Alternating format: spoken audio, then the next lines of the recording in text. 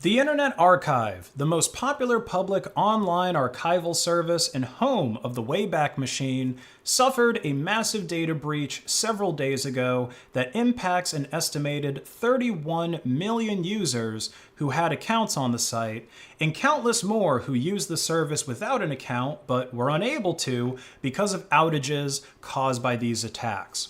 The first DDoS attack happened in May during the long Memorial Day weekend when most of the Internet Archive's employees were likely on vacation.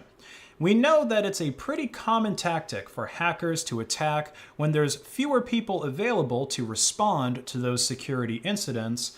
And in some parts of the world, there's even employee protection laws that make it illegal for companies to even contact employees that are on vacation about incidents like this, let alone call them back in to help put out the fire.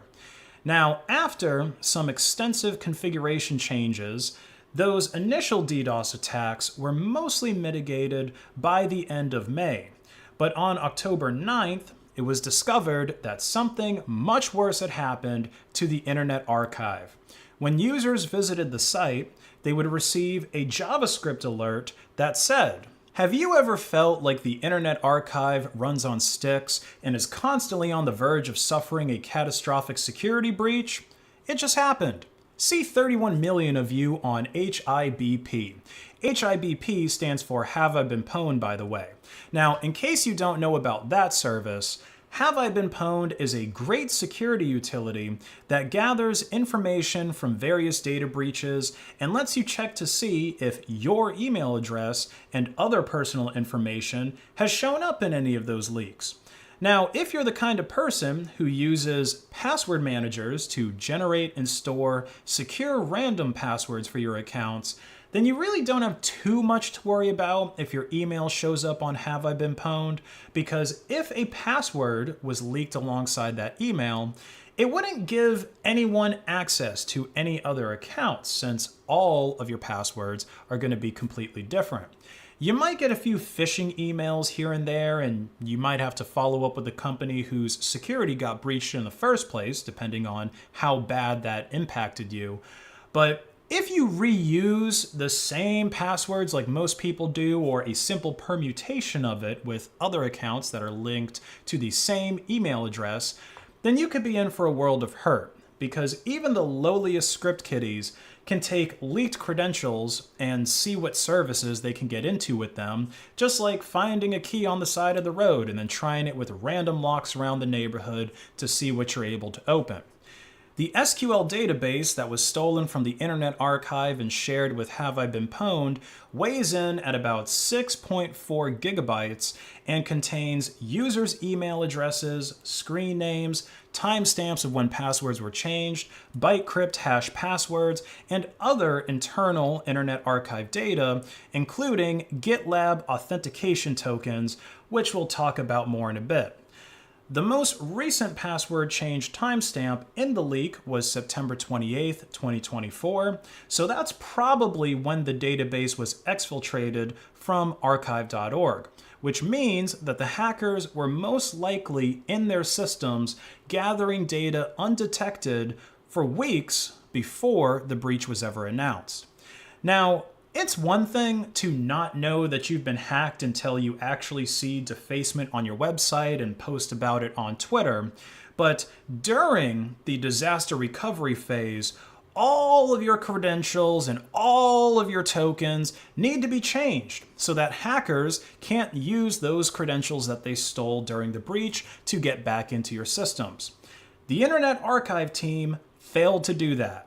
On October 20th, people started receiving messages from the Internet Archive's Zendesk email support platform, and these emails were being sent out by the hackers, meaning that they still had control over that account. And the body of these emails read, "It's dispiriting to see that even after being made aware of the breach weeks ago, IA, meaning Internet Archive, has still not done the due diligence of rotating many of the API keys that were exposed in their GitLab secrets. As demonstrated by this message, this includes a Zendesk token with permissions to access 800,000 plus support tickets sent to info@archive.org since 2018. Whether you were trying to ask a general question or requesting the removal of your site from the Wayback Machine, your data is now in the hands of some random guy. If not me, it'd be someone else. Here's hoping that they'll get their shit together now.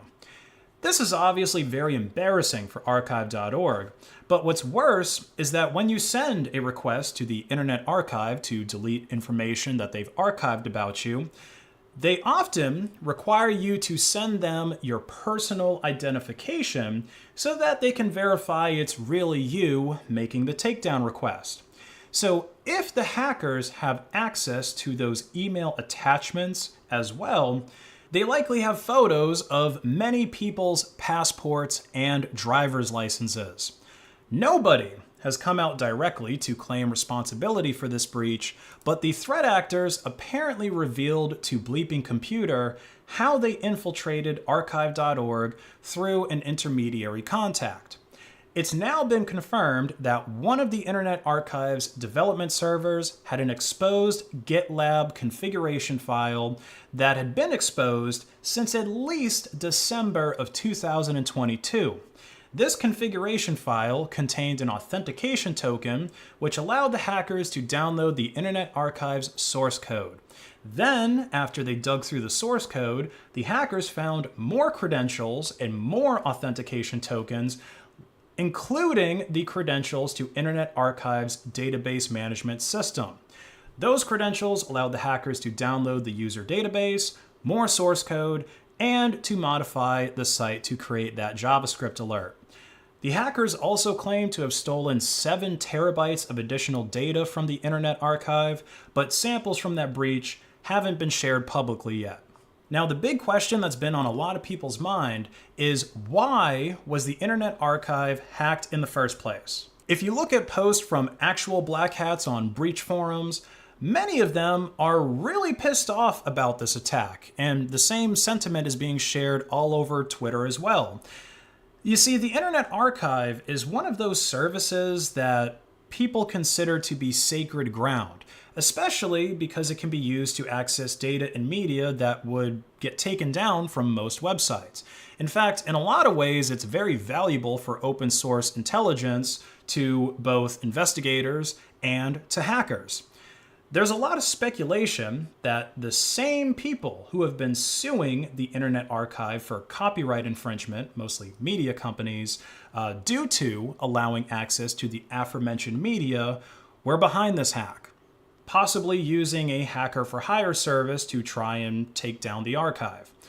But now that we know how bad the service's security really was, I honestly have to say that I think the email sent out by the hackers through the Zendesk account is deadly accurate. I mean, if your credentials have been exposed for years now, it was only a matter of time until someone hacked that site just because they could. Also, for a quick clarification, I've seen some news outlets crediting the hacktivist group SN Dark Meta with the Internet Archive data breach, but they've only claimed responsibility for the DDoS attack. They've launched several similar kinds of DDoS attacks against other organizations. That's kind of what they're known for. Most of the time, they target Israeli entities. But they claim that the denial of service attack that they did against the Internet Archive was just them testing out some new DDoS tools. So I leave you all with this question. Who do you think is responsible for the Internet Archive data breach? And do you think that there will be more security issues with the archive in the future? Let me know in the comments below, like and share this video to hack the algorithm, and check out my website, base.win, where you can get awesome merch and accessories for your electronics, 10% discount at checkout when paying in Monero XMR. Have a great rest of your day.